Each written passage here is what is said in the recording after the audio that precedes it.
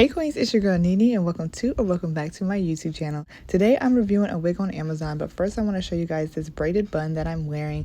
I did review this last week, and this is actually a headband that is able to be wrapped around and basically look like a wig. Okay, so I'm gonna take it down, let you guys see what it looks like. I'll put the link to that and my full review video in the description of this video.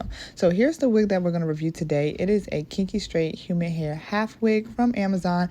It has two combs in this wig, one in the front and one in the back, and I already previously styled this with a straightening brush and a curling iron, which I'll link in the description for you guys, that I got on Amazon.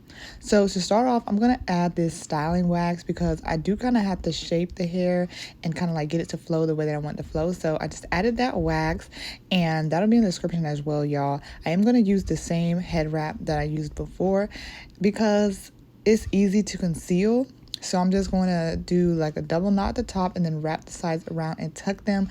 The pros of this wig is that it's easy to style. It is lightweight as well. Even though it looks really full, it's not super hot and overbearing.